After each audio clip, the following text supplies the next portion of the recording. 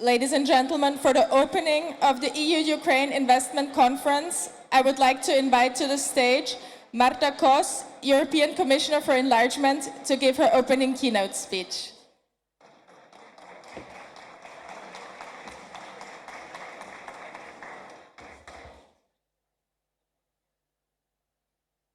So, the purpose of business is doing the businesses. And we are here today to see how we, as a European Commission, as a member states, and many interested parties can enable you, representatives from the businesses, doing the businesses this time in Ukraine. Ladies and gentlemen, Ukraine's security and prosperity is in a strategic interest for Europe. This drives our work to integrate Ukraine in the European Union. And this integration will not be possible without a successful reconstruction. But let me stop at the word reconstruction. Actually, we are not constructing only something what is broken. We are constructing a new Ukraine. And this is the main purpose I already have seen in the past, and I see also today, with many, many steps, with the new legislation, with the new reforms, we are together with the government of Ukraine building new Ukraine, and you are helping us in this.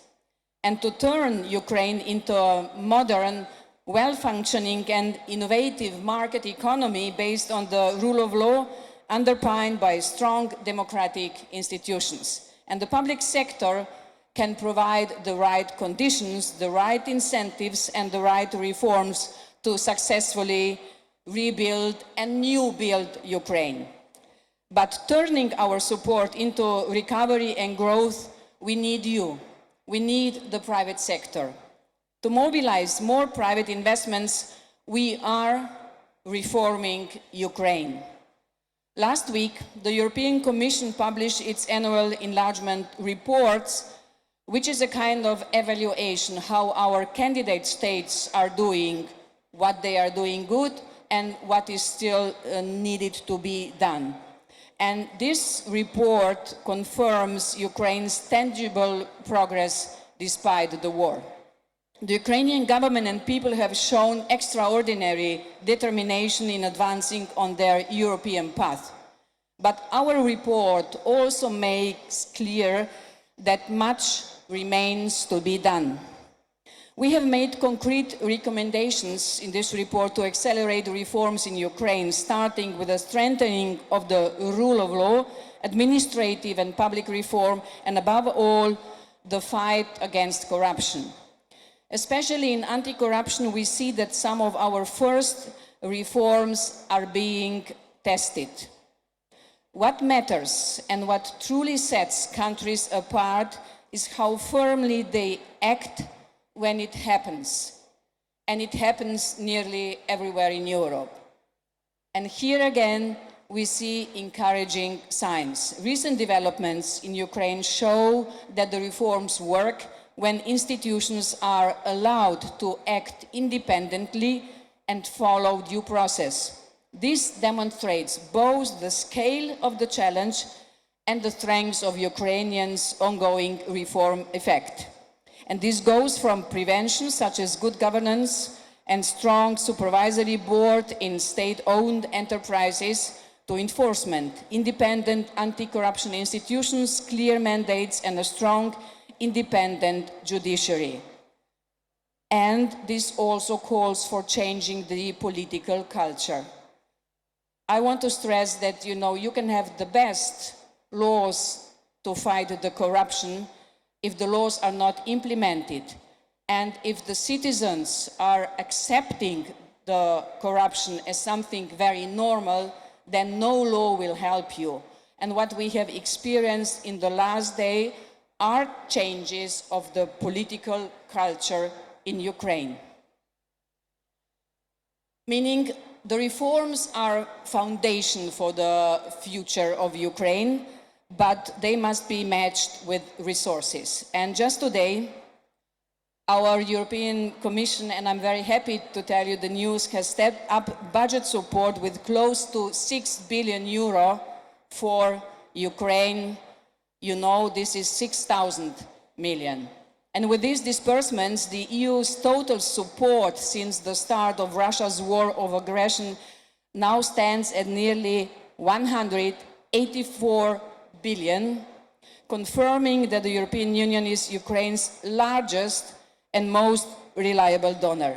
And these efforts go hand in hand with Ukraine's reform agenda under the Ukraine Plan. And what is this reform agenda? This is a list of reforms Ukraine has to deliver, meaning strengthening transparency, good governance, and sustainable EU-aligned economic growth.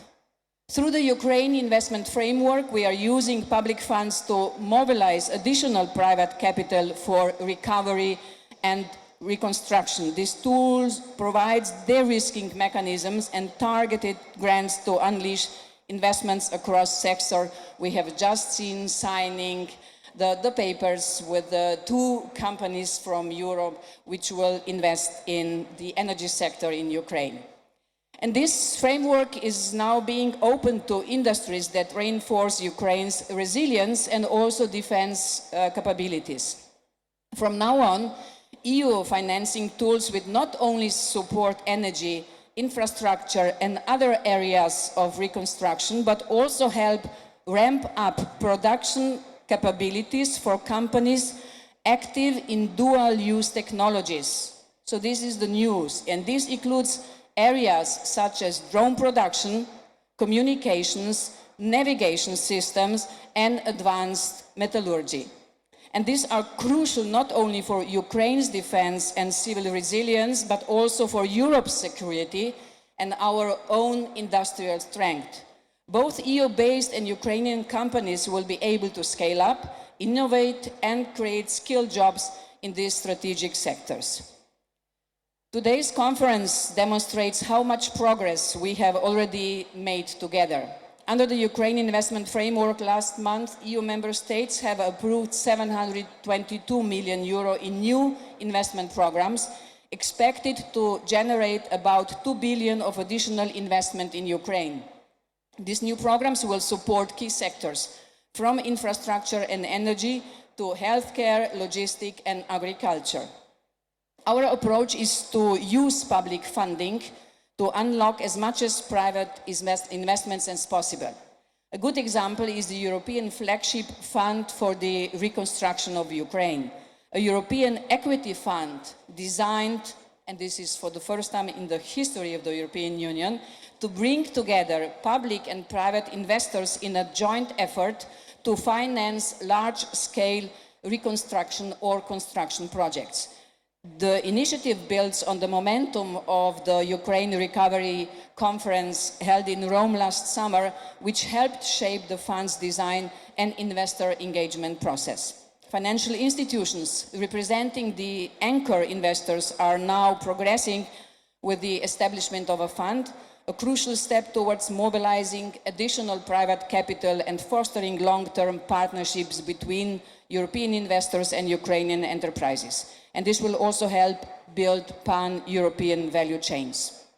Our collaboration with the international financial institutions such as the EBRD, IFC and others is also delivering tangible results. Just this morning, we signed a new 200 million deal between the EBRD and ProCredit Bank Ukraine, backed by an EU guarantee.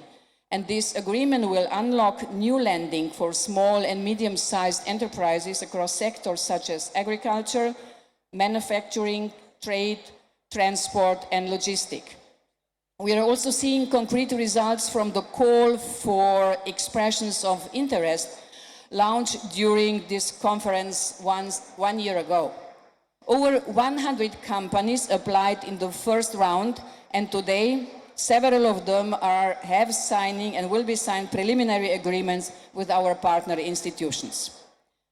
Following this success, a second call was launched, this time open also to Ukrainian companies, and we received 150 proposals. This growing pipeline of projects shows that European and Ukrainian businesses are ready to work hand in hand to build a new Ukraine. Ladies and gentlemen, I think that we are on the right track. First, reforms that build trust and create a level playing field for investors. Second, EU financial support that mobilizes private capital and de-risk investments. And third, gradual integration of Ukraine into the EU's internal market. And together, these ingredients form a powerful mix to make sure that European companies are with us, working in the same direction. Together, we are not only building a new and modern Ukraine, we are transforming it to be the best possible new member state of the European Union. We do not see Ukraine as just a partner in need, but as a partner with immense potential, a country of talent, resilience, and opportunity.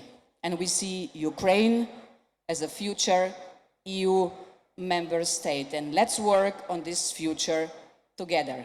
Thank you.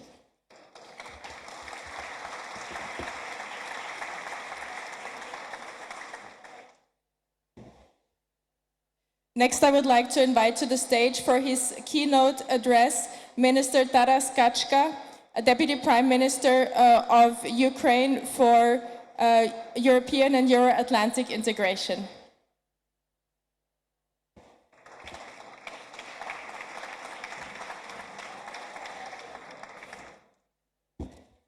So we continue to speak from the same place, yeah. So that's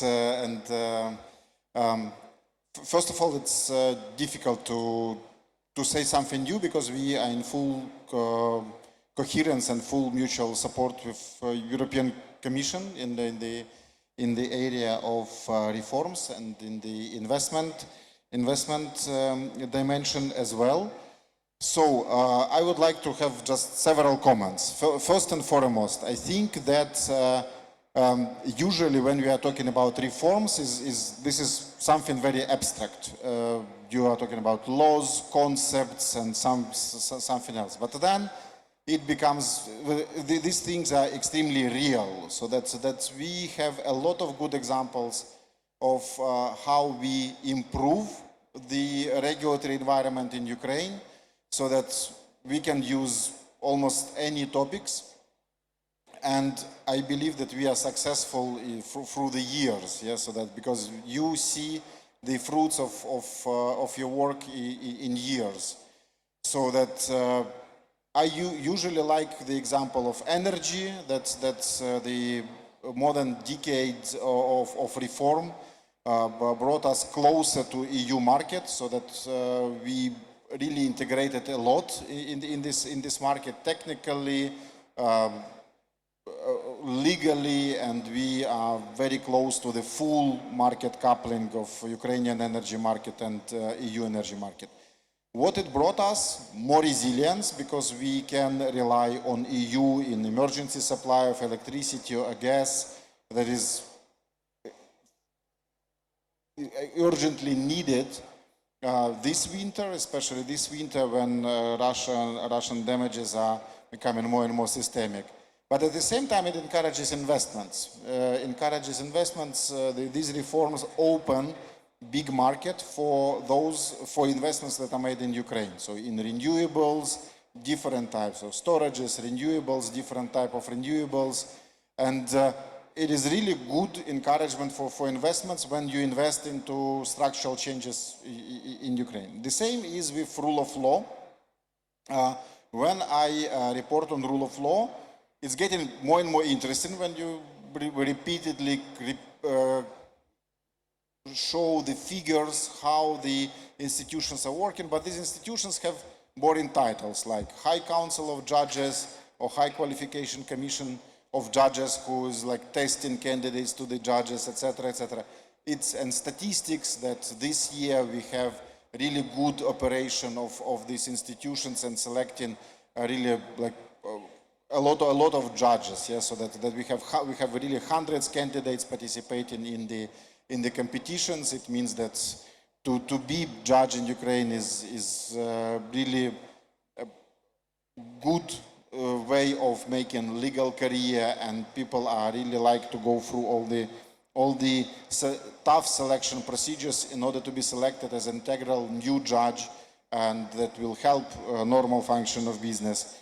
As well, we have normally functioning anti-corruption institutions that, in addition to the clear reaction to what happens now and reaction to the big high-level case of corruption and the negative reaction on this in the government, so that I would like to add that this year we have already for 3 quarters 67 sentences, so that the cases that were actually ended with actual sentences for corrupted persons, we have 97 indictments, so the cases that are sent to courts for consideration of courts, and NABU opened 560 cases this year. So it means that the cleaning of Ukrainian system is going with very fast tempo, and I really appreciate it. So that's why every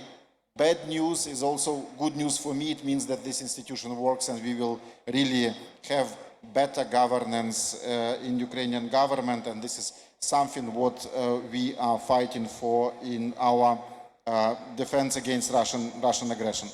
But today I would like to also to add something on the investment framework. Yeah, so this is something that was looked like fiction in 2022, in first weeks of war, when we started to promote the idea that war is not an embargo for investment.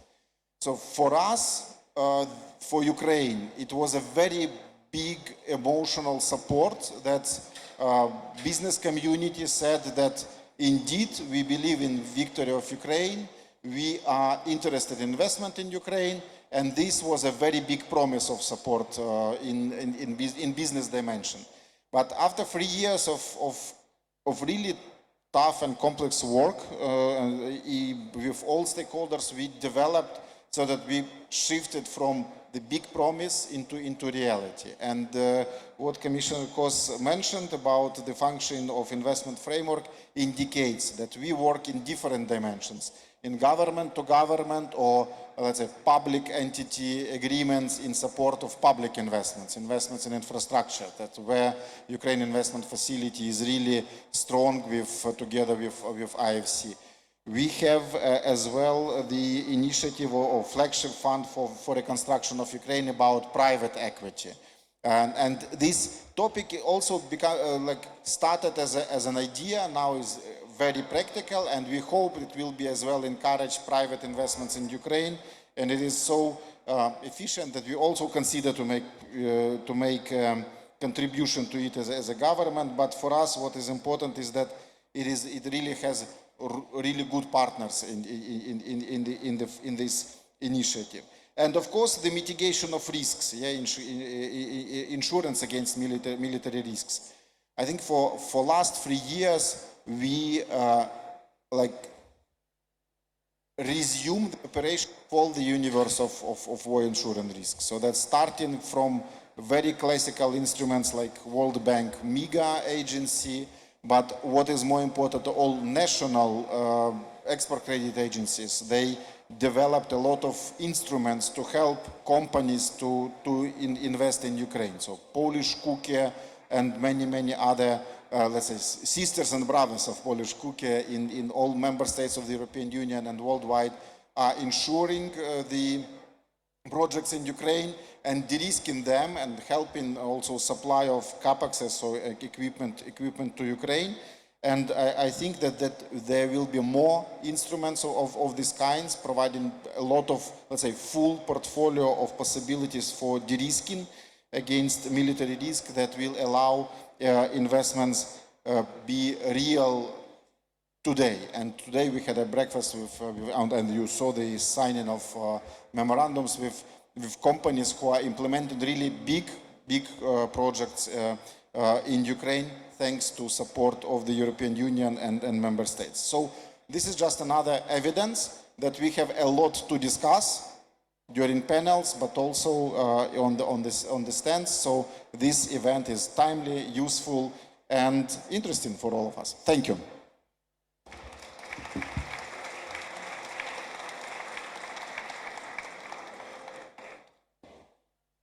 Thank you, Deputy Prime Minister. And next, I would like to invite to the stage Andrzej Domanski, Minister of Finance and Economy of Poland, for his keynote address.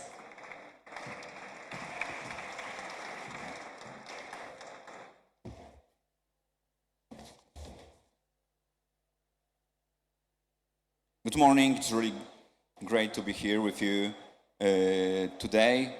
Madam Commissioner, Deputy Prime Minister, ministers, colleagues, since the beginning of the war, Poland and the Polish people, together with other European countries, have come to support Ukraine, both through military and humanitarian aid, as well as assistance to refugees. It is the European Union that we understand better than elsewhere that support for a struggling Ukraine is absolutely essential for maintaining the stability in the region. As Minister of Finance and Economy, I also know that in addition to military support, it is extremely important to support the development of Ukraine's economy. What we especially need today are business projects. Only with the participation of private business, private capital, can we expect macroeconomic stability of Ukraine as well as effective reconstruction and modernization of the country. And despite the adverse conditions caused by Russia's aggression, Ukraine has maintained financial stability and its reform agenda is largely continued. And it is indeed crucial from the perspective of foreign business that the Ukrainian authorities maintain the reform agenda, including the economic reforms. And it's also clear for all of us that anti-corruption law is a cornerstone of economic reforms. Ukrainian reform and economy needs to remain strong in the short and medium term. To meet high spending levels, we believe a combination of external financing and domestic revenues is of utmost importance. Ukraine's financial needs cannot be considered in isolation from the issue of frozen assets. As we know, a new initiative is under discussion in the EU in this regard, namely about the use of the frozen assets of the Russian Central Bank for a new loan to Ukraine. Poland continues to support this initiative, and we are ready to actively participate in the dialogue on this issue. This is the only realistic option to support Ukraine relatively quickly. We must and we will deliver on this. There is much interest among Polish entrepreneurs in operating on the Ukrainian market. We have already introduced solutions that facilitate investment activities in Ukraine. Polish entrepreneurs can benefit from the support of the Polish Development Fund, insurance options offered by Export Credit Insurance Corporation, KUKE, as well as from a financial instrument launched by BGK and the Ministry of Funds, namely the loan for participation in the reconstruction of Ukraine. Poland is institutionally ready to support the financing of reconstruction and modernization investments in Ukraine. Recent amendments to the law on development cooperation have granted a new mandate for development cooperation activities to the Polish Development Bank, BGK. As a result, the government of Poland has now a fully fledged and operational development finance institution similar to those established by our EU peers. Moreover, in September, I signed on behalf of the government of Poland an agreement with the government of Ukraine. Under this new legal framework, BGK can blend resources originating from the state treasury with funds from the EU-Ukraine facility. European financing is crucial. Poland supports the idea of establishment of the flagship funds for Ukraine reconstruction. Being represented by BGK, we are ready to be a catalytic investor in that initiative. BGK is currently finalizing negotiations with the European Commission on the first direct financing program under Ukraine Facility Framework, which aims to support investments in Ukraine in sectors crucial for the country's future: energy, logistics, manufacturing, and of course, dual-use sectors. Investments of up to 50 million euro can be financed through this facility on very preferential conditions. We encourage Polish, European, and Ukrainian investors to take advantage of the facility. Polish entrepreneurs are eager to participate in projects in Ukraine and are open to cooperation with business partners from other countries.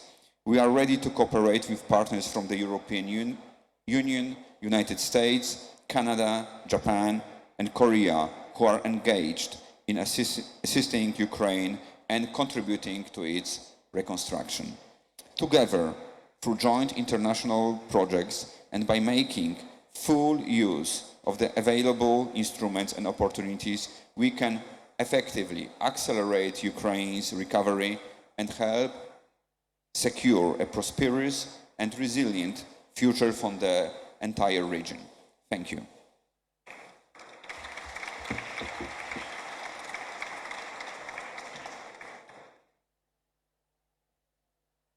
Thank you very much, Minister. Next, I would like to invite to the stage Benjamin Dosa, Minister for International Development Cooperation and Foreign Trade of Sweden.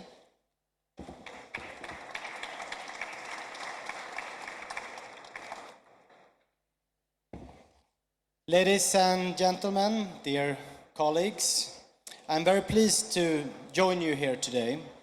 Entrepreneurship, trade and business keep the economy growing, making Ukraine resilient in fighting Russia's war of aggression. And private sector engagement will help Ukraine build a modern and resilient economy while generating economic benefits for the EU businesses. We all stand to gain from helping Ukraine reform and modernize, paving the way for integration into the single market. It is a shared responsibility, and everything we do must aim at building the future EU member state of Ukraine. This conference is an excellent opportunity to make sure that our support remains effective, to mobilize additional support, and to foster EU-Ukraine business partnerships. As Swedish Minister with a dual portfolio of international development, assistance and external trade, I have a special mission to find ways to combine and strengthen the results in both areas. With me in the Swedish pavilion, I have a large number of corporations, but also our Export Credit Agency, our Development Finance Institution, our Development Corporation Agency, and our National Energy Agency. We work hand in hand as Team Sweden for Ukraine. Together, we make sure that Sweden's support for Ukraine keeps increasing every year, both in volume and in impact. I'm convinced that promoting synergies between aid and private sector engagement will multiply the impact of foreign aid and vice versa. This government has put in place several tools to facilitate the engagement of Swedish enterprises in Ukraine and to integrate aid and trade. Facilitating and de-risking are key components here. Private sector development and supporting continued reforms of Ukraine's investment climate, it's also at the core of our support to Ukraine. Ukraine has a well-educated labor force, a strong industrial base to build upon, and a resilient private sector. It shows remarkable innovation and adaptation capabilities. You have a youth committed to a bright European future for the country and veterans willing to play a leading role in building tomorrow's Ukraine. Doing business in Ukraine is an opportunity to learn from innovative and forward-leaning Ukrainian companies, including in defense, security, and digitalization. At the same time, let us not underestimate the challenge that Ukraine faces. Considering the extent of the deconstruction caused by Russia, enormous investment will be needed to rebuild the country. We need more public funding from international partners, but also much more leverage through de-risking tools, guarantees, loans, and the mobilization of private capital. In this context, the EU's Ukraine investment framework is essential to making sure that Ukraine has the resources to address critical needs. The investments enabled by the EU investment framework will also speed up Ukraine's integration into the EU single market and into EU value chain. They promote EU standards and business practices, and it is indeed crucial that we connect Ukraine's economy with the EU's. Ukraine's ability to rebuild, to reform, and to take steps towards EU accession, while at the same time fighting Russia's aggression, is remarkable. It is not only about rebuilding what Russia has destroyed. The reconstruction offers Ukraine an opportunity to advance technology and focus on a greener and more inclusive economy. The recently announced flagship fund is a welcome addition. Dear friends, our support is now more crucial than ever. Ukraine's fight for its freedom is critical for the security and the whole of Europe. I am proud of what the EU has managed to do so far, but more is needed. The Swedish government earlier this year chose to contribute an additional 160 million euro to the EU-Ukraine facility. I hope more member states will follow. With joint efforts, Ukraine will recover, build back better, and take its rightful place among a safe and prosperous European Union. Thank you.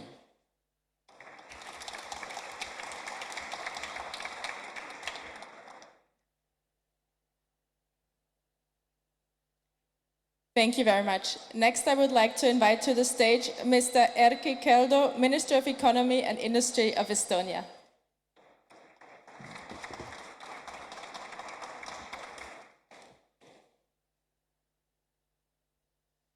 Dear friends of Ukraine, it is a great honor together with my colleagues to open today's EU-Ukrainian Investment Forum.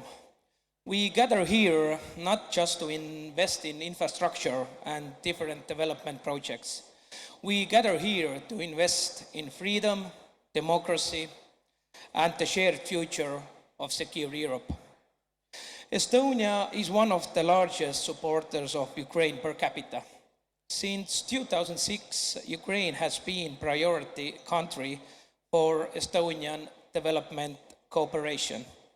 Our humanitarian NGOs have been active in eastern Ukraine since 2014, establishing a strong presence long before Russia's full-scale invasion in 2022. Estonia has consistently supported Ukraine through a coordinated approach that brings together both public institutions and private sector. Our message is simple. Investments, recovery, and reconstruction are very much possible during the war.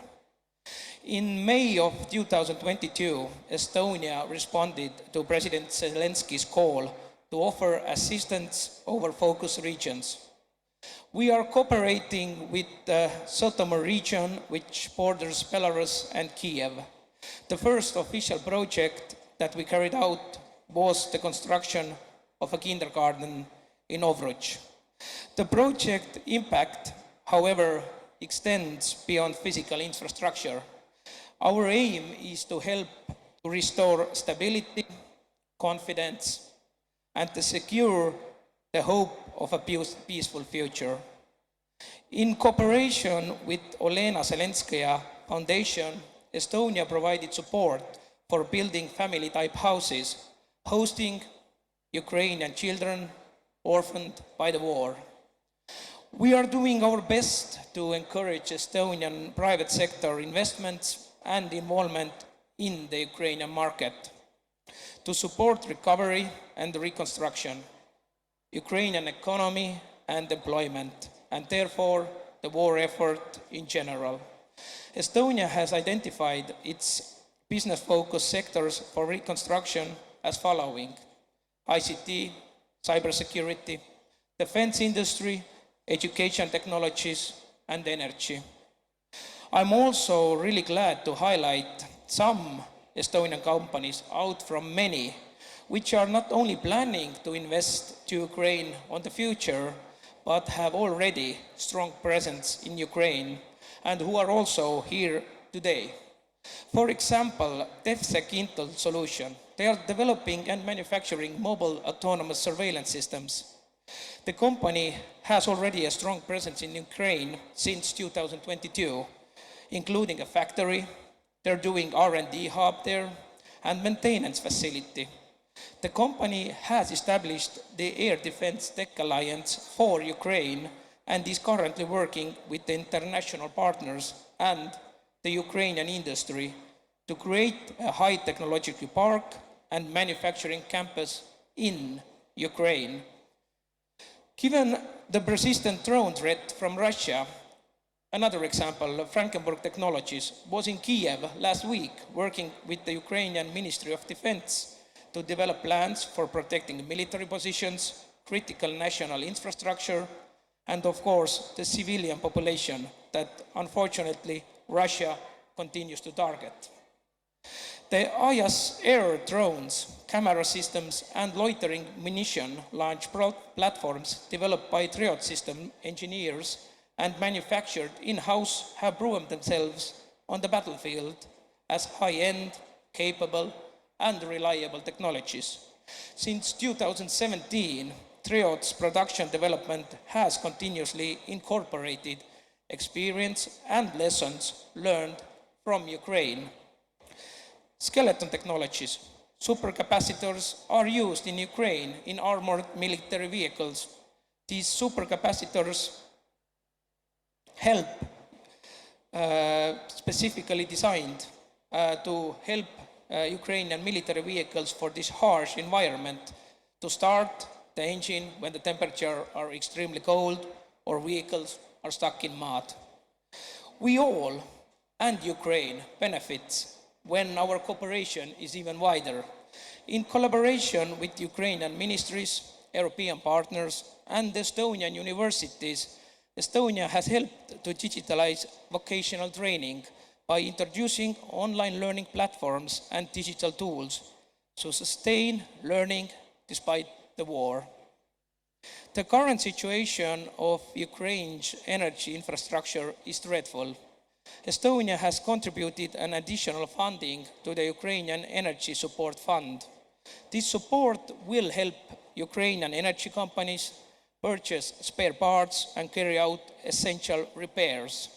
Our companies are exploring ways to donate energy equipment to help restore the power grid and to support Ukraine's resilience.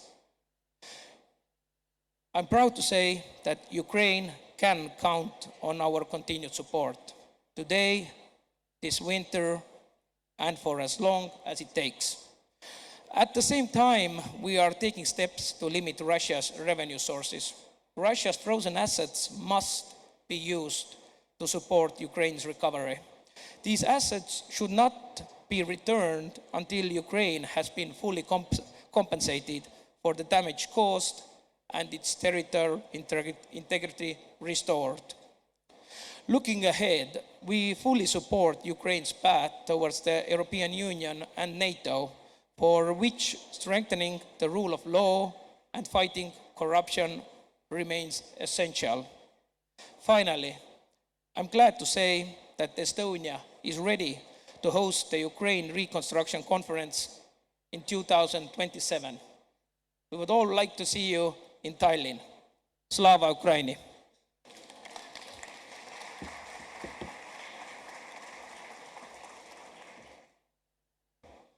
Thank you very much. And now I would like to invite to the stage Mr. Pavel Kowal, Special Envoy of Poland for the reconstruction of Ukraine and Chairman of the Foreign Affairs Committee of the Polish Parliament.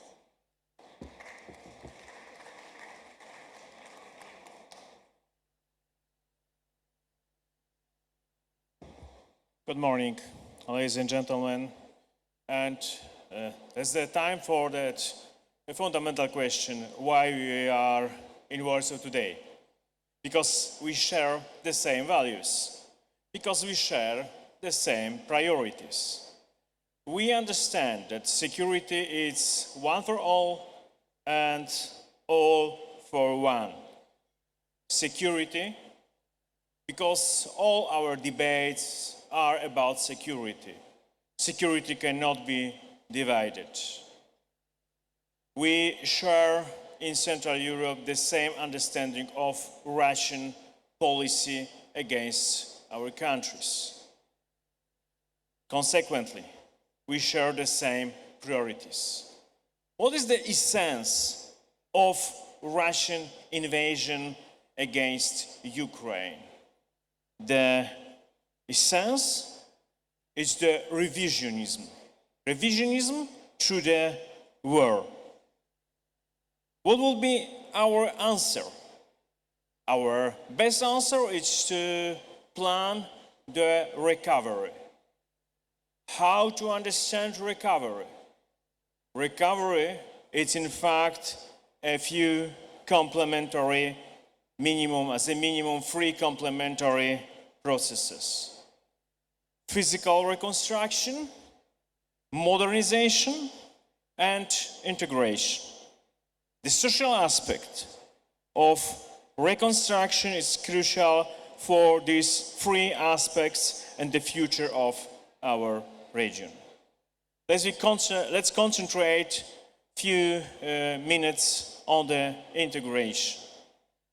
Integration with European Union and finally with North Atlantic Pact, it's about values and law. Poland supports the enlargement of the European Union to include Ukraine. The enlargement is a part of our national doctrine. But enlargement it's not about money. Enlargement it's not about posts, positions, job in the European Commission. Enlargement is about common law, especially in context of potential investments. Enlargement we could compare with Magdeburg law in Middle Ages. Enlargement is the same rules for all of us, especially if you want to start a big investment process. Ladies and gentlemen, our approach, our Polish approach to reconstruction is based on the three pillars. The first one is connectivity.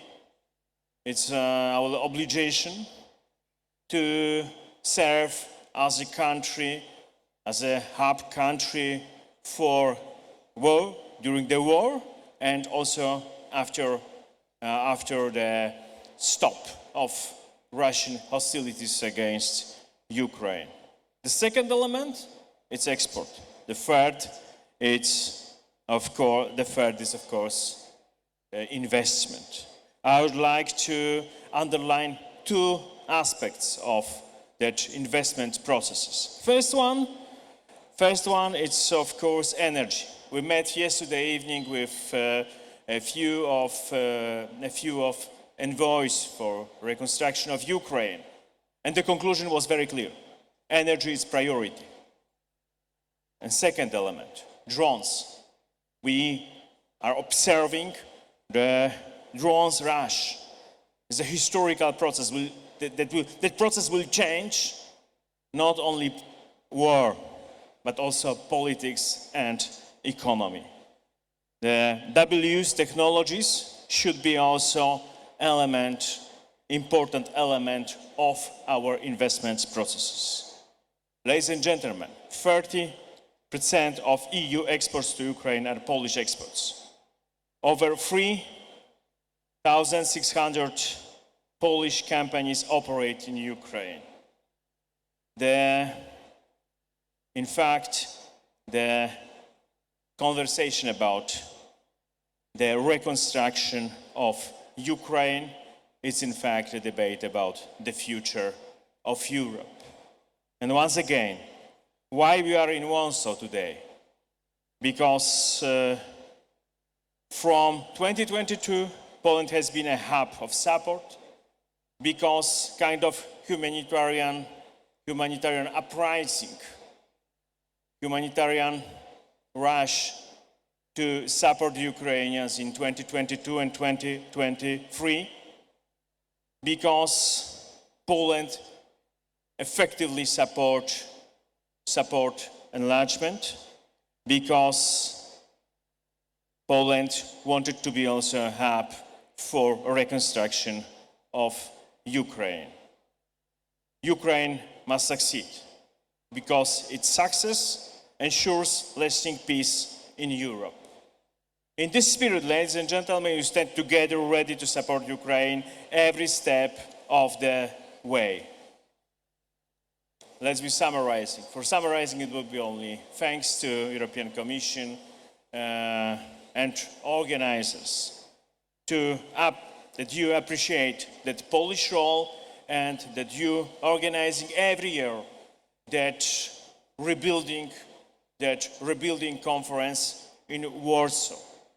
That you are ready to stress also that social element of reconstruction, that social element of recovery. I would like to underline, to repeat that is right time and right place to discuss that issues. Time to act, ladies and gentlemen. Thank you so much.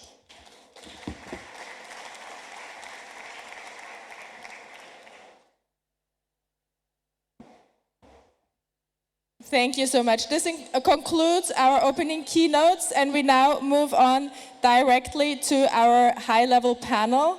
I would like to invite the speakers to take the stage, and I would like to introduce our moderator, Marina Klistun, Director of Ukraine Invest.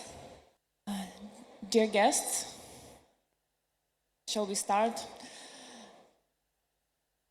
Our discussion is to focus on the practical aspects of implementation of Ukraine investment framework as a driver, particularly to mobilize private sector into transformative reconstruction of Ukraine and addressing the need of over $500 billion in the next decade as a reconstruction needs. So in June 2026, it will be 2 years since the first Ukraine investment framework funds were allocated to IFIs, 1.4 billion euro under top-up programs. And today we have a total of 6.9 million euro allocated to programs in public and private sector. While the process of the rollout of new programs takes time, we are already all in a position to review results of the first batch of programs and reflect on the key lessons learned. Today we have a good luck and success of having here representatives of all esteemed stakeholders involved in the implementation, governmental bodies, business and IFIs. Let me introduce our honorable participants.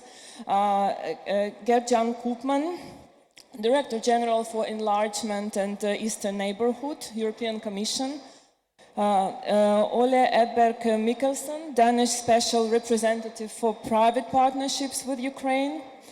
Mark Bowman, Vice President of EBRD. Matteo Rivellini, EIB. Felix Tschudi, CEO Tschudi Logistics. Joachim Goldbeck, CEO Goldbeck Solar. Hannes Helm, Country Director Notus. And Lisa Kessner, Senior Country Manager for Ukraine, IFC. Today, I would kindly ask each of you to reflect on the importance of the Ukraine investment framework mechanism for business, role of the European Union business in reconstruction of Ukraine, and highlight key contribution from your institution or from your company. Also, given your insight, you could also give brief update on about your institution, company, and role in the Ukraine investment framework. I would like to give the floor to Mr. Koopman and to actually, it would be very interesting to hear an insight on how does Ukraine investment framework support private sector investments into Ukraine, and what has the European Commission been doing to increase its direct engagement with the private sector? Thank you very much. Good morning to all of you. So the European Commission, to ask your first question, manages this Ukraine investment framework, which essentially has an overall envelope just shy of 10 billion euros and aims at mobilizing investments of about 40 billion euros, running until the end of 27. And then we hope to have a successor instrument in place that has already been proposed. What it basically does is, through combining grants, loans, and guarantees, facilitate both public and private investment. And we have recently focused very much on facilitating private sector investment. Now, we do this, and I'm very happy that both the EIB and the EBRD are with us on the panel today, in close cooperation and actually through our implementing partners. Now, in order to really boost private sector investments, which we believe can be transformational because they don't just bring investments, they bring knowledge, they bring innovation, they bring productivity growth, we have pioneered a few new approaches. Commissioner Koss was already referring this morning to direct calls for expression of interest to private sector companies, which have put forward bids in 2 rounds that are extremely interesting for investments that we can then subsequently finance through these instruments. We've had in the first call about 100 proposals, in the second call 150, and we believe that some of them can be transformational. Now, I'm delighted that also on our panel today we have a number of private sector representatives, some of whom have actually been participating in these calls. And I believe that the experience that we have made with the Ukraine investment framework, where already to date 2/3 has been mobilized, and we are now racing to mobilize the remaining third, it clearly shows that this type of finance can make a difference, that investment in Ukraine, also during times of war, is not only feasible, but is actually attractive from a business standpoint. This is why the private sector is looking at this. And I'm delighted that some of these investments have actually reached scale. Let me give you one instance. We've seen a very big investment of 1.5 billion euros by Xavier Niel, who is a French investor who brought tangible progress by effectively improving network coverage for internet to some 4 million households across Ukraine, improving in the process network coverage for 10 million users. And this was financed by the EBRD, and maybe Mark will say more about this, and the IFC, on the basis of guarantees provided by the Ukraine Investment Framework and the French government. So that just shows you how powerful this is, transformational investments that we back. And let me close by making a very basic but crucial point. Obviously, investors look at the business environment, and we hear from all of them that the most important element is the fight against corruption, the rule of law, the reliability of the legal framework, and these are essential elements of our accession process, on which we have been reporting just last week. And I'm very pleased to underline that our reporting shows enormous progress in this field. And whilst in this process, the self-cleansing qualities of Ukraine's reforms in evidence earlier this week as corruption, high-level corruption is addressed, might make for some concerning reading, they should be a source of confidence for our investors because they show that the reforms are real, that they deliver on the ground. So the enlargement process, the integration of Ukraine in the EU, means that investing in Ukraine is not just an investment in Ukraine, but actually an investment in a market that will have some 500 million inhabitants. So the business case is very powerful. The financing is there. We continue to promote it. The private sector is interested, and we hope that today's conference will bring more business deals and further evidence of this keen interest. Thank you. Thank you, Mr. Koopman. Indeed, the effect of a Ukraine investment framework for engaging private sector and leverage out of this is hardly to underestimate. But the other point, which is very important, is the trust of the investor and the reliable investment environment. And creating this environment fully aligns also with our EU accession path and the Pillar 1 of Ukraine plan, which Ukraine is doing its best together with the European Union to implement in the most efficient way.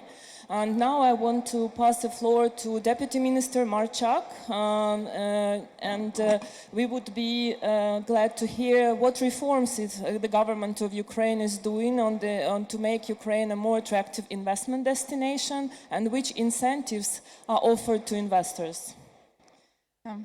Thank you very much for opportunity to talk. Sorry for being a bit late. When speaking about why invest in Ukraine right now, I think that we have a number of issues, competitive advantages to suggest. First, Ukraine today combines macroeconomic resilience, clear EU accession trajectory, and proven institutional reform capacity. I would like to point out that despite challenges, GDP returned to growth back in 2023, and this year is projected to grow as well. Inflation is down, and reserves are at record level. We are making right now very deep structural reforms in order to build a modern European economy.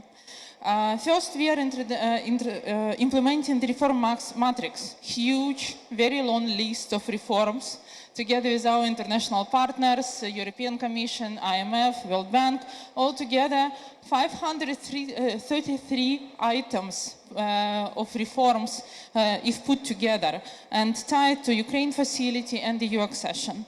Nearly half of all those reforms are already completed and full alignment targeted by 2028. These reforms focus on, first, the rule of law and governance, as Mr. Koopman just mentioned. We are working on ensuring functioning anti-corruption institutions, independent judiciary, transparent public procurement. We are also working intensively on market liberalization with the regulation and cancellation of outdated acts, reduction in business registration time, and so on. The third major direction of reforms is fiscal and state enterprise reform, improving tax administration, launching large-scale privatization, private-public partnerships, so on. The second major idea is to ensure that we have not only friendly business environment, but also incentive and instruments for investors to come. Ukraine offers a modern incentive framework, also a bit highlighted by Mr. Koopman, and this framework was designed jointly with IFIs and the EU and partners with the main goal to de-risk private investment. First, we are providing tax and custom incentives. Second, financial incentives, such as concessional loans, grants, co-financing for significant investments. Finally, we are providing land and infrastructure incentives. For example, ready industrial sites to launch business and production, or PPP-based infrastructure support through the DREAM project. And finally, together with the UEF brings together all these key instruments like EU guarantees, grants, concessional loans, and blended finance vehicles to crowd in private and institutional capital. Finally, some other vehicles which are now being in place or developed. We are developing G2G programs which enable partner countries to channel financing and technical assistance directly into strategic sectors such as energy, infrastructure, housing, and industrial recovery. We also develop war risk insurance as well as political risk insurance architecture which complements these financial tools. Through cooperation with our partners from BRD, MIGA, DFC, private insurance, we are establishing scalable insurance and compensation mechanism to protect investors, restore insurance capacity, and enable project financing even during the wartime. Finally, a couple of words about where we suggest to invest. The government is steering reforms and investment incentives towards 6 strategic sectors. The first one, energy and green transition. Ukraine as Europe's future renewable energy and hydrogen hub is a very big field for potential investors to come. The second, defense and dual-use production. We believe that a new industrial base projected to reach around 35 billion output, the 35 US dollars billion output by 2030. The third, critical raw materials, then agriculture and agri-food, infrastructure, logistics, and of course, digital transformation and innovation. So our goal is to show all the investors that Ukraine is not longer an abstract post-war story. It's an active market in liberalization and in transition right now. And we are doing whatever we can and our best to ensure rule-based transparency and EU-in-line regulation that allows us to plan your activities and investments in Ukraine freely. Thank you. Thank you, Deputy Minister. It's important to also be investor-centric and country-centric. This is a part and the framework of Ukraine investment strategy. And we are very keen also to match our projects with the investor interest of our partner countries. Denmark is a showcase of comprehensive business engagement in all critical sectors. And I would like to pass the floor to Mr. Ole Ekberg Mikkelsen, Danish Special Representative of Private Partnerships with Ukraine, and let him share the insights of how Danish investors see the business environment in Ukraine and what can we learn from the example of Mykolaiv regarding the interplay of public and private investments.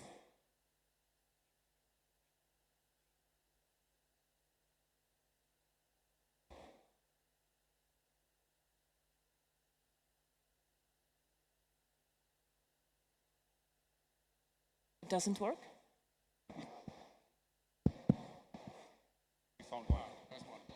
Thank you so much, and thank you for inviting me on this panel. I served as Denmark's ambassador to Ukraine for 5 years. I completed my mission 1 month ago, and I'm happy to see so many familiar faces in the audience. And as you mentioned, I'm now the special representative for private sector engagement, and I'm focusing particularly on the defense sector. And in both capacities, I've had a lot of contact with Danish investors, both actual investors, but also potential investors. And what are they telling me? Well, actually, there are 2 different perspectives. One perspective from those who are already in Ukraine.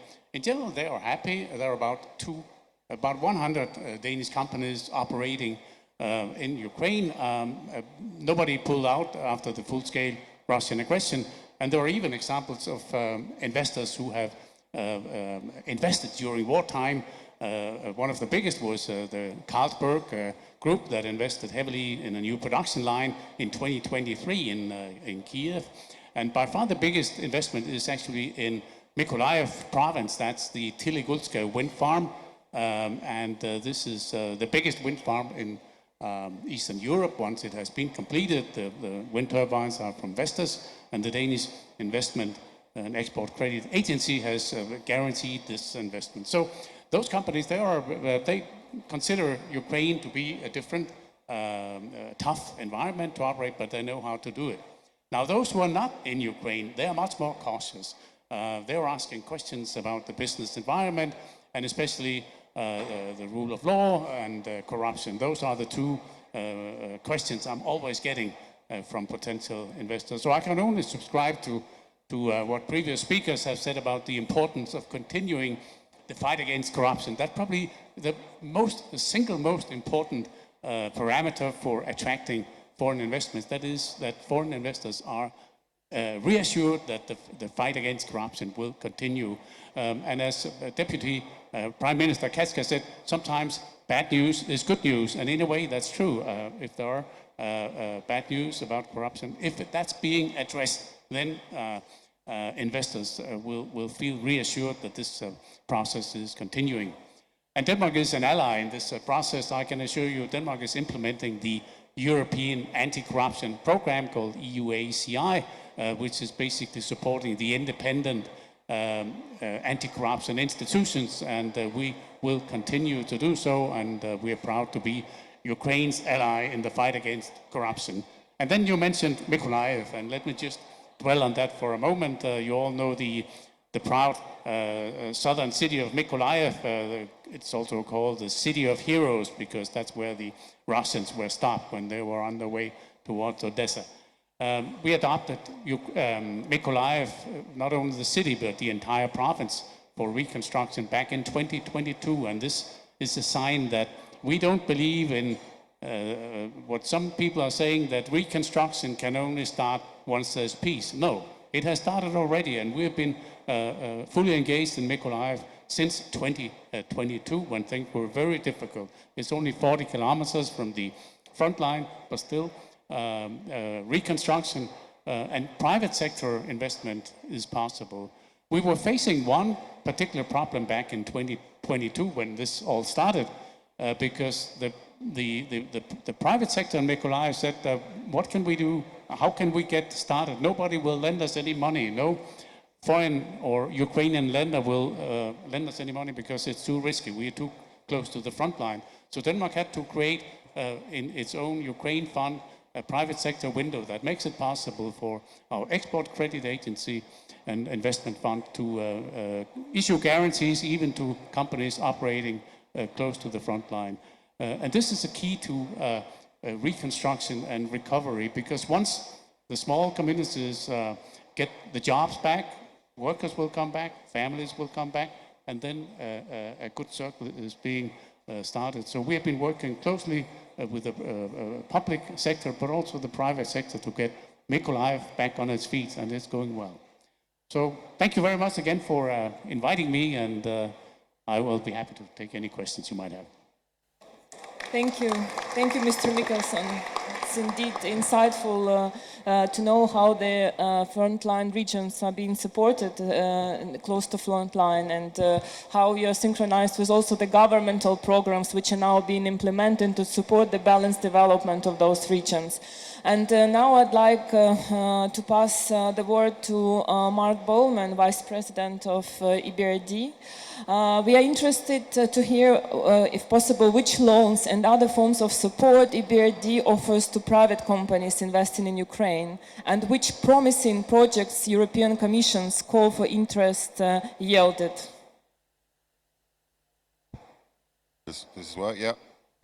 Brilliant. Well, thank you very much. It's a real pleasure to be here, and this topic, the topic of this panel, goes right to the heart of what the EBRD is all about. We are a private sector focused MDB, our mandate is to support the private sector, and we have a very long history, proud history of working in Ukraine. As I think you all know, when the full-scale invasion happened in 2022, we made a strategic decision as a bank to increase our investments in Ukraine, to increase our exposure. And since 2022, we have deployed over 8 billion of finance to Ukraine. 50% of that finance has been in the private sector. Actually, the 50% which hasn't been in the private sector, in the public sector, has been very much focused also on supporting the real economy. So, for example, the investments we've made in the energy sector, which are actually absolutely critical to both people's livelihoods, but also to a well-functioning private sector. And as I said, 50% of our investments have been in the private sector. Actually, in terms of number of projects, it's much higher. It's more like 85% of our projects in the private sector. In terms of what we do, we have a variety of different engagements. We do direct lending to mid and large corporates. We have expertise and we cover the energy sector, agribusiness, real estate, manufacturing services, technology, natural resources, equity. A lot of our work is also supporting SMEs. We do that primarily through working through what we call partner financial institutions, working through local banks, providing credit lines, providing risk-sharing facilities. We have been able, through those instruments, to enable over 5 billion of lending, supporting 22,000 sub-loans to SMEs. So a really important part of our work.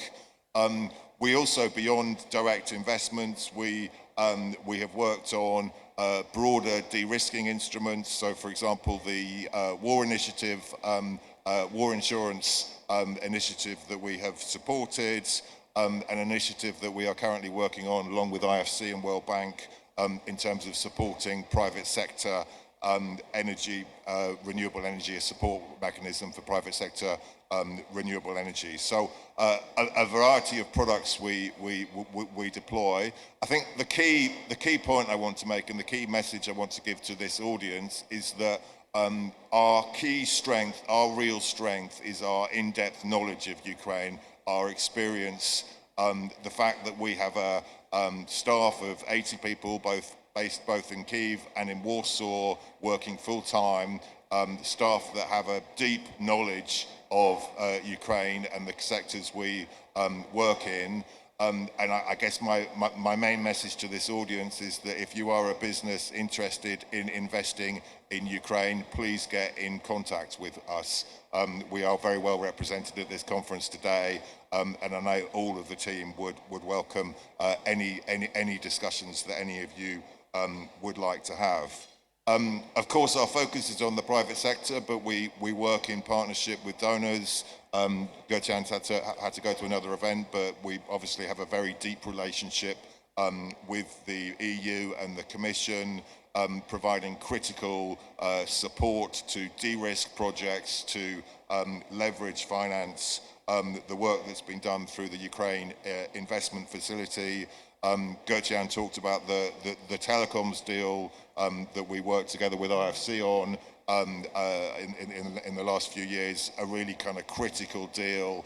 And I think the largest FDI in Ukraine, not just since the beginning of the war, but actually for a very considerable period of time. So the support from donors is absolutely critical in terms of de-risking, and we're incredibly grateful for the support of the EU and the Commission. I want to focus on, the fact that we also don't just do investments. A core strength of the EBRD is our ability to combine investments with technical assistance and policy dialogue. That's absolutely critical. We have a very strong focus on human capital, helping to support our clients deal with workforce issues, including the reintegration of veterans, and a very strong focus on governance. Governance issues have obviously been mentioned a lot today and are critically important for the modernisation of the Ukrainian economy and the efficient use of resources. And our ambition is to support Ukraine in its reform journey and in its journey towards EU membership. So to conclude, and to repeat what I said earlier, we have a deep experience in Ukraine. We're a very significant investor. We have significantly ramped up our investment in recent years, and we want to do even more. So please, as I say, if you're the private sector and you're interested in working with us, please do get in touch.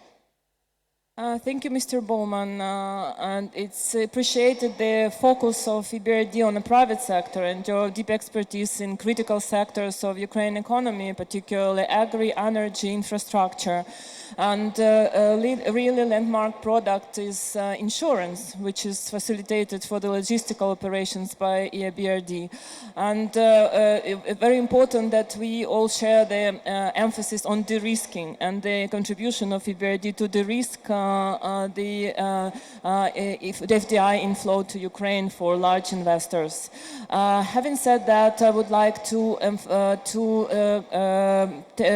pass the floor to Felix Chudi, the CEO of Chudi Logistics. Logistics is a very promising sector. It has tremendous needs in reconstruction and evaluated investment potential of over 56 billion. And here, government of Ukraine opens a lot different comprehensive frameworks to engage private sector in such opportunities as PPP, public-private partnerships, as well as opportunities for strategic investments via privatization.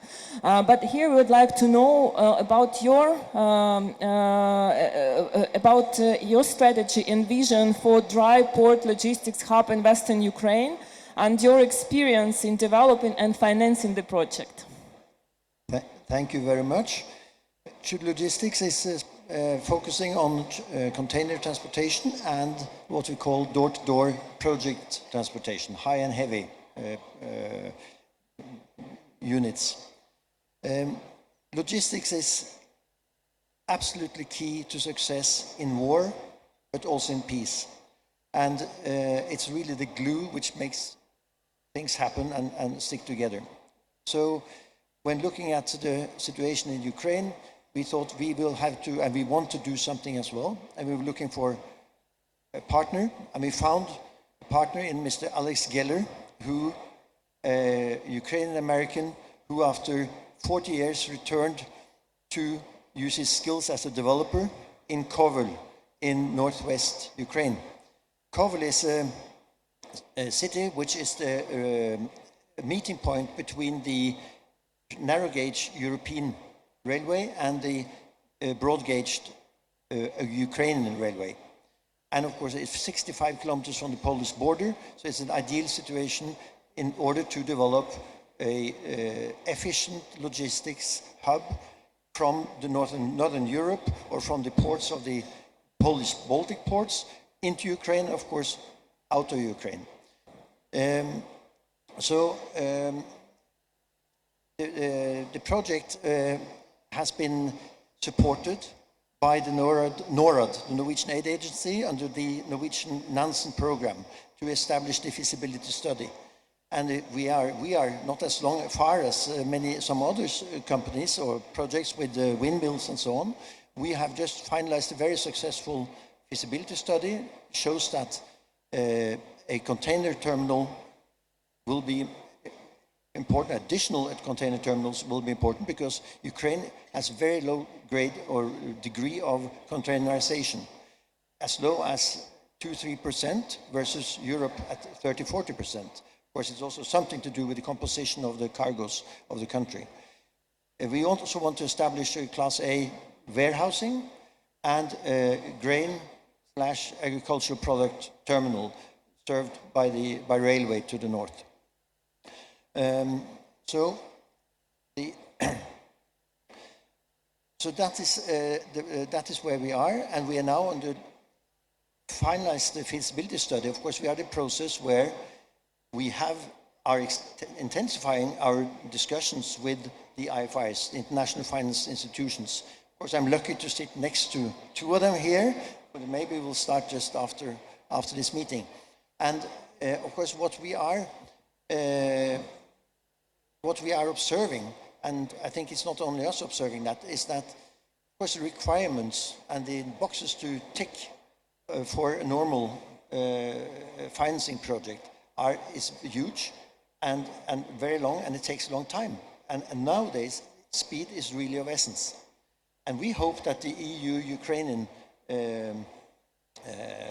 investment framework can assist in that process, because in extraordinary situation like we are in Ukraine, we need extraordinary measures. And this is really the time to employ such measures.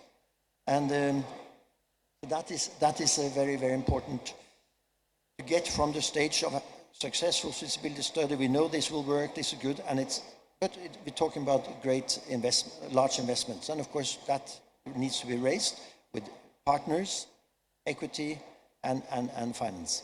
And one important question, or which we are being posed, of course, which is being posed to us from any financial institution, is offtake. Who is going to use your terminal? And we would like to see commitment. And that is, of course, a very rational and normal question, because that will secure the financing. On the other hand, it's also very difficult to get commitments for a multimodal logistics terminal long before it's been built. Those who are to commit, they don't know whether it will happen. They are, it's very, very hard to get that commitment in place, and therefore you have a sort of disconnect which we have to work on as well. And I think that again does not go only for logistics project, it goes for any project, because there is uncertainty, what happens, which parts of Ukraine, and so on and so on and so on. So that is something we will work on with you, because what Ukraine really needs are success stories, because success generates success, and by other companies seeing that others succeed, they will come and they will join in this incredibly important work, which is to rebuild Ukraine. Thank you very much. Mr. Shudi, thank you. Thank you very much for sharing your experience, your insights. And from Ukraine Invest, we are fully here to support you on your way, on your investor journey to Ukraine, and to facilitate all aspects of consulting and state support, other relevant programs, and any operational issues on your way. Thank you so much. And just a last comment, if you want to learn more about the RS multimodal terminal, you are very welcome at the Norwegian Pavilion 1A12. Thank you. The next question will be asked by Joachim Goldbeck, CEO Goldbeck Solar. How did you successfully develop your solar power and battery storage project, and how do you judge the market for this type of investment? Well, thank you very much for permitting me to explain a little bit about our activities.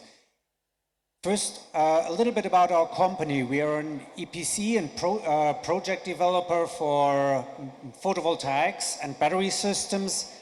We are now 20 years on the market. We've built in 20 countries in Europe and beyond, roughly 550 employees from 46 nations, so quite international. We've chosen the Ukraine deliberately to be active there, on the one hand, to shape the market here, to rebuild the beautiful country, and eventually also for economic reasons, as we are a private company. So that leads to our first project that I want to talk about. We are currently in the process of building a PV power plant, and it's the first of a pipeline of 500 megawatts that we are aiming at in the next coming years. So when talking about the project development, I want to distinguish 3 different dimensions of the project development. The first is more or less the regular project development, is securing land, securing grid access, getting building permit. Then additionally to that, in Ukraine, on this project, we did an AXO study, which is unexploded objects, which unfortunately is relevant there, but we didn't find anything. We did build a shelter on the construction site to protect our not our employees, but the colleagues that work there. And there was also some more effects that we took to provide ESG compliance for bankability as we are working with banks on that project. And currently on the project development, we're also working on adding batteries, which is a challenge co-located in the Ukraine. The second dimension I want to mention is the dimension of financing, which is definitely a challenge in Ukraine. So there are some aspects to it. First, we are doing this with partners. On the portfolio level, we have a joint venture with the EBRD for the entire 500 megawatts. So that's great. I think the applause is for you. But on the project level, we also have a cooperation with Finance in Motion or the Green for Growth Fund. So that's also good. We have German government's war risk guarantee on this project, which enables us to put in, on the one hand, equity, but also shareholder loans. And the third, we also derived and obtained a memorandum of understanding with Ukrainian ministries to protect this, this project. The third dimension I want to mention is that we are developing the government regulation as well, as there are quite a few tasks or questions which have not been resolved in the past. So we are working on regulation for PV battery hybrid systems, where still some questions unresolved. We are helping and initiating also the discussion on the supporting the minimum price guarantee with the European Commission, and also a regulation on adding renewables to the law of significant investments to enable that, etc. Those are all activities which go beyond the regular project development. The last question that you mentioned was on how do we judge the market for this kind of investment? Well, Ukraine is huge. There's a huge demand for energy as the infrastructure has been largely destroyed, and we want to build it back clean and sustainable and independent and economically viable. So there's a huge, and it needs to be done with renewable energies, and we're there to support on that end. And well, the whole country, a modern society, a modern industry depends on energy for life, for industry, and for artificial intelligence. And I think with clean and renewable energies, we can make the Ukraine a strong player in the European community on all those levels, also as an energy exporter and data exporter in the future. So we're looking forward to working on that level with the country. Thank you. Thanks, Mr. Goldbeck. You're a real showcase, your company, of efficient implementation of integrated set of tools and frameworks from both governments and from European Commission and financial institutions. Next, we would like to hear the insight and input from Honorable Matteo Revellini from representing EIB Bank. What support does the EIB offer to private companies looking to invest into Ukraine? In which sector, and what do you pay particular attention to when selecting projects for financing? Thank you very much. Very good afternoon, everyone. I'll try to be telegraphic because we're standing between you and your lunch break. That is very important, not only to recharge batteries, but also to network, speak to each other, which is the main purpose of these type of events that are very welcome in these circumstances. And again, thanks for inviting the European Investment Bank. The EIB has committed since the full-scale invasion already more than 4 billion euro of new financial commitments in Ukraine. And we have done that based on partnerships. Partnerships with the European Commission that has provided us with guarantee for doing so. Partnerships with other fellow financiers like the EBRD, IFC and others that allow us to multiply or amplify our financial capacity. Partnerships with national promotional banks, national entities of European member states that allow us to reach out to companies that are interested from Europe to invest in Ukraine, and partnerships with, obviously, Ukrainian companies, Ukrainian authorities that allow us to be as effective as possible, also insofar as accompanying the jurisdiction towards a more and better European future. Now, to give you a toolkit, just very pragmatically about what we're doing, you being a European company or a Ukrainian company, let me give you 4 type of tips that you can rely on as regards the EIB group. One, you can go to the majority of the financial institutions across Ukraine and you can ask for EIB group backed products. In other words, we're providing liquidity and guarantees to banks and other institutions in Ukraine, you name it, Ukrexim Bank, Bank Lviv and others, for Ukrainian companies to receive very attractive conditions for investing in terms of liquidity, but also in terms of risky projects because we are sharing certain risks of certain institutions. 2, if you are a European company, we have engaged with 10 European credit agencies to share their risk for letting European companies invest in Ukraine. And again, if you are an Italian company, you can reach out to SACE, for example, and SACE has been benefiting from a guarantee from the EIB Group to allow Italian companies to mitigate the political risk when investing in Ukraine. 3, we are about to launch a new product that is very interesting to support specifically foreign direct investments. And this is going to be backed by the European Commission and will target European companies that are very much afraid of a number of risks that are, let's say, featuring in their prospective investments in Ukraine.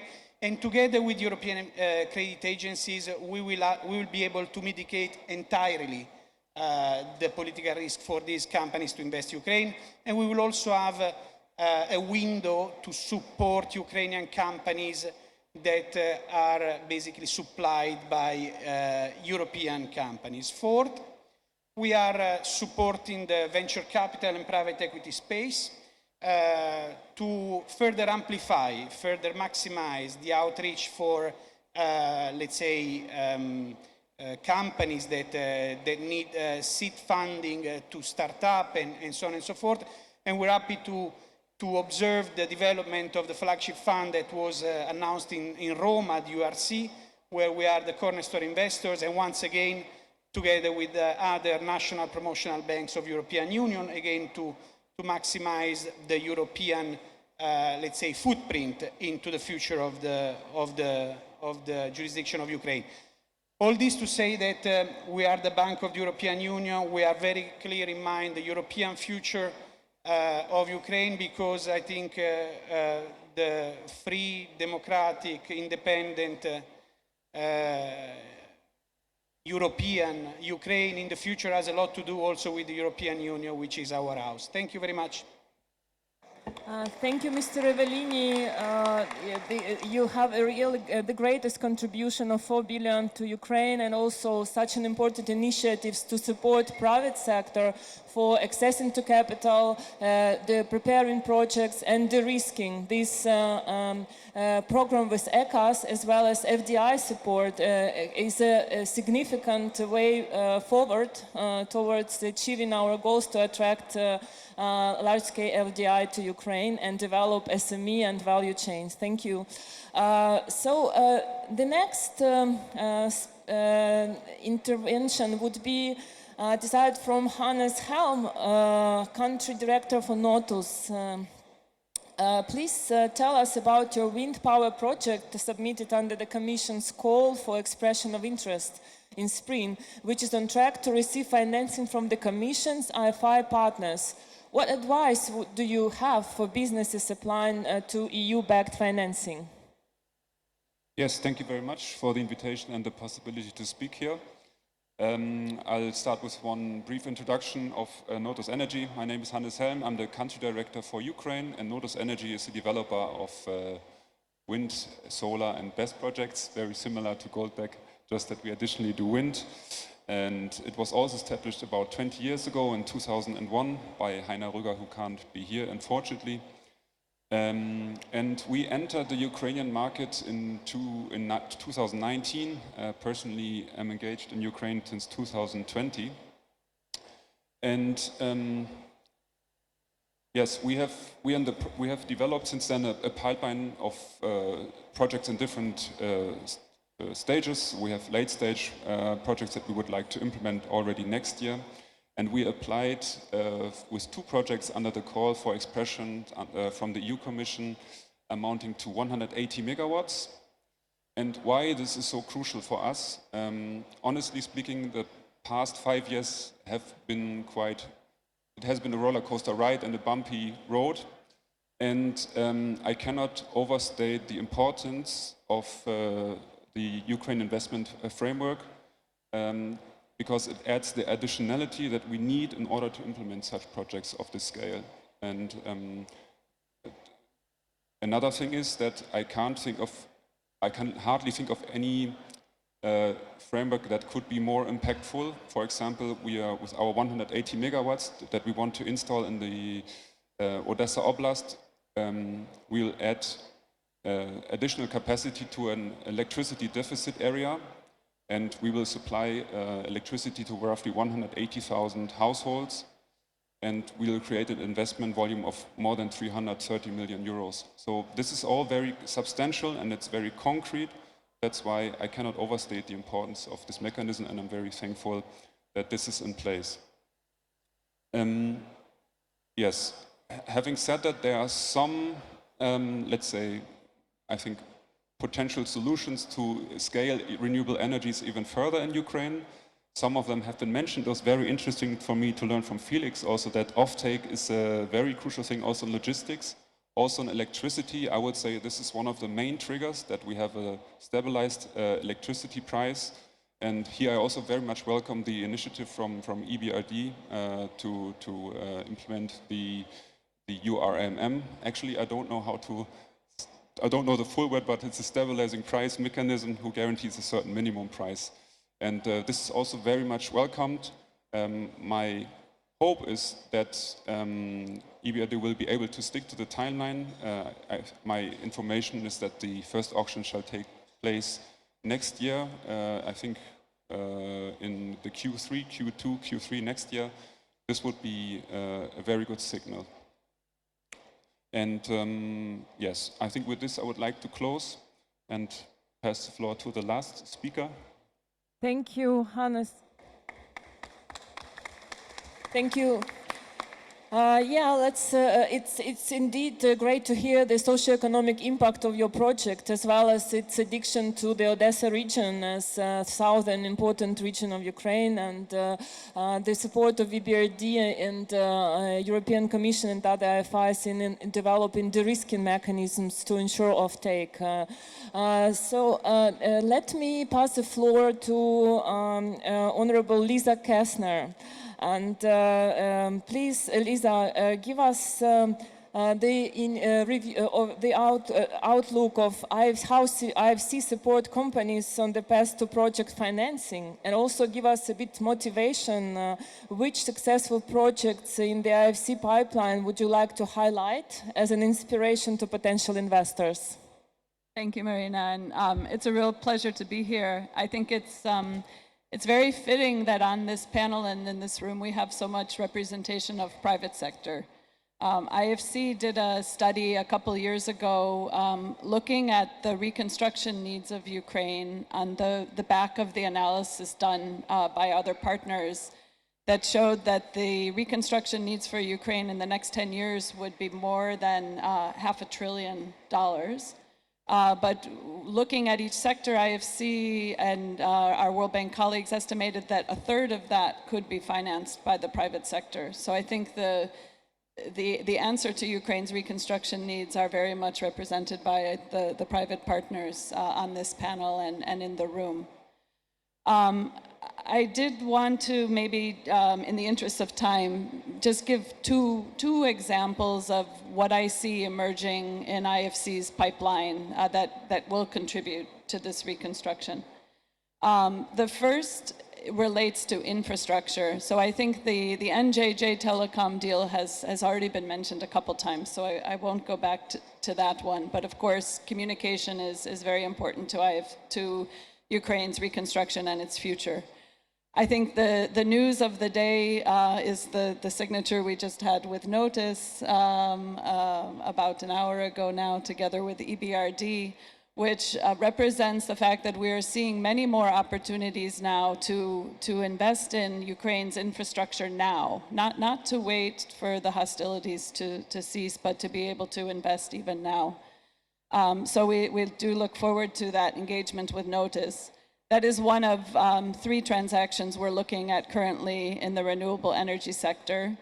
We also signed one, again, together with EBRD a few months ago with a Ukrainian company. So this is not only about foreign investors who are tremendously important, but also Ukrainian partners. And that was a project with G&G Wind, which is building a wind project in Western Ukraine. They've already installed 8 of the turbines. Our team was there a few weeks ago seeing the work on the ground.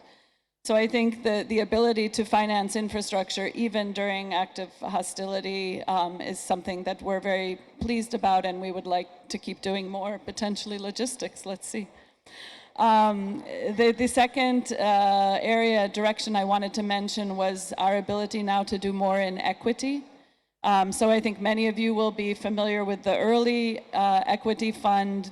It was the first fund raised right after the full-scale invasion with Horizon Capital. Many of the partners in the room were involved with that. But we have since seen Flyer One, which is a venture capital that we signed in Rome in July. And this evening, I'm pleased to say we will be signing another fund.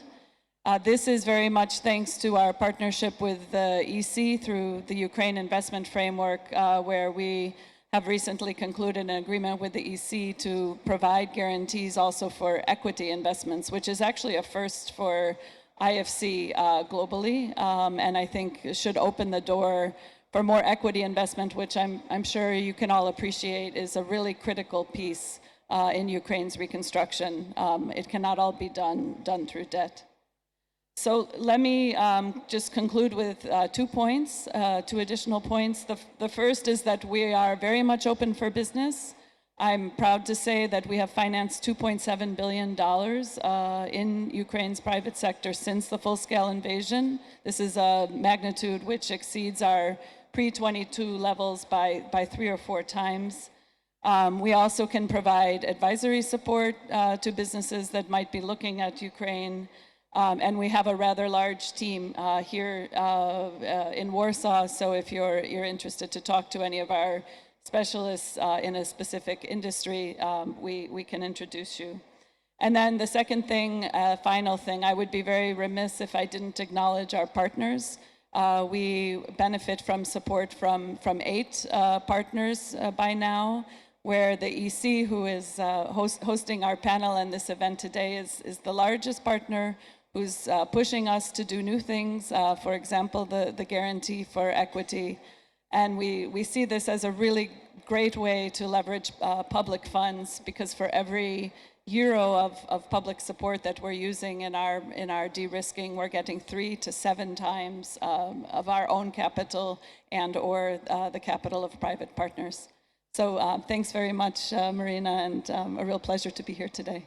Thanks, Lisa. Thanks to all panelists for your insightful experience sharing. So to conclude, the EU-Ukraine investment framework is open and active. In less than 2 years since its launch, we see some impressive projects being realized with its support. EU companies are already stepping in with concrete projects. We have just heard about 2 sizable projects in renewables and 1 in logistics. And soon we hope to see Ukrainian projects on board as well. IFIs and governments are sharing risks to make private capital inflow. We shall specifically acknowledge the hard work of IFI teams of governments for taking the UEF projects alive and in some instances for strong participation in the development of the projects.